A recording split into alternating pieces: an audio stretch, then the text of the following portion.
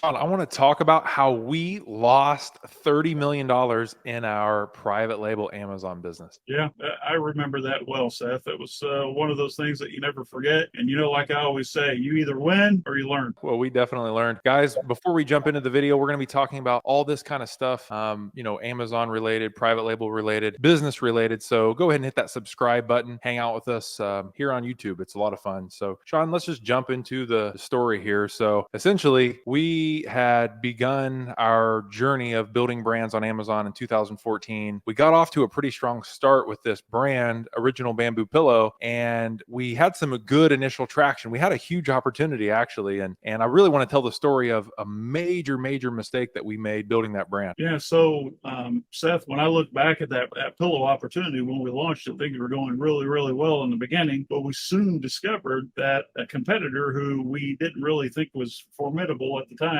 ended up eating our lunch, didn't they? Yeah, for sure. So essentially what happened was we launched in 2014. We created this brand and things were going well. I think our product cost was like $2.95. We sold the product for like $30. So pretty good margins. Everything was going well. We were dominating some search results in the very beginning and we were growing. I think we ended up getting to $3 million a year in sales pretty quick. But what makes me sick is that we were sitting at about a 4-star rating on Amazon. And that's kind of like the representation in my mind of what our customers thought about our product. So as soon as we kind of flatlined our sales, we're stuck at about 3 million. We're like, what should we do here? Maybe we should move on. So we decided to take the business to market and we end up selling the business. But after that, we look at that competitor that we were kind of stalemated with in the beginning, and they were at like $30 million in sales. And that's when it kind of hit me. And I know you and I had this conversation then. It's like, man, what did we screw up here? And you want to jump into kind of what we've discovered? Yeah. So basically, the funny part of that story, Seth, is that later on we met the gentleman who was behind the marketing of our main competitor who was eating our lunch. And although we started out and it looked like a dream come true for a hero product launched on Amazon via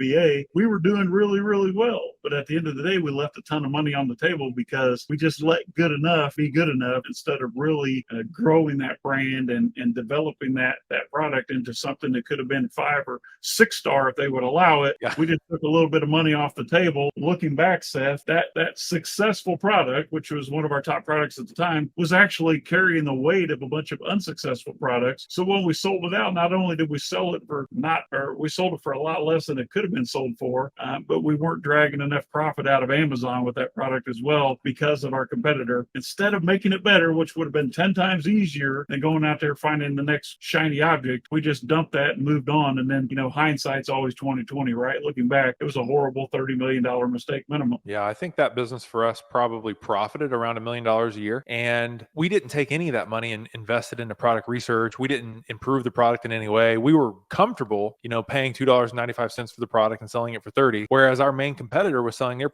pillow for $60. And yes, they probably paid more for it because they had better quality foam and they had a few other things that they had invested into. But instead of 4 stars like our product got, Sean, they were sitting at like 4.7 stars versus our 4 stars. Their conversions were so much higher. Ended up, they 10x our sales because of that. So people were willing to pay twice as much and they bought it 10 times more often than they bought ours, simply because we wanted to pocket that profit that we were making instead of reinvesting into a better customer experience. And that's like a major lesson that we had to learn a few times before it really sunk in. Yeah. So our massive major competitor that was basically taking all of the sales, I met this gentleman later. He sold a book of business for about $175 million while you and I were going to China trying to figure out how we can shave 25 or 30 cents of our costs. Yeah. And I remember vividly, we decided that we found out that the pack, the carrying case that the pillow was shipped in, cost us about 50 cents. So we completely eliminated the carrying case and started wrapping it in clear plastic just to save money so that we can increase our profit like 0.07%. When in fact, if we'd have made a better product, we could have doubled or 2.5 times our price and made a lot more money. Don't make that mistake. Sometimes we jump over dimes to collect pennies, and it's a huge mistake in your business. Just make a better product, something that someone enjoys, that they're going to naturally leave a great review on, and increase your price accordingly. If you sell a better quality product, you can demand a higher price, Seth. Yeah, Sean, in the beginning,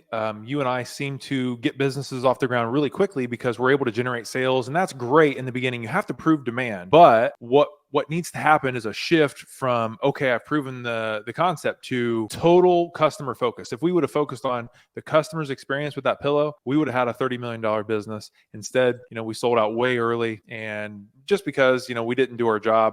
So guys, when you're building a business, I would say one of the things is generate the revenue to then make your product great. And then the marketing kind of does itself at that point. So Sean, Subscribe, guys. We're going to share a bunch of not only stories, but also insider tips and tricks that we're learning in the industry, working with over 1,000 sellers all around the world. So you know what to do. Like, subscribe, share with your friends. See you in the next video. All right. So if you want to get stories like this, strategies, all the in the trenches stuff that makes businesses really grow, we're going to be doing a weekly video newsletter. You can sign up to get that at postpurchasepro.com/weekly, and we'll send you a video in your email every week talking about something that we've learned or a strategy that you can use to grow your business.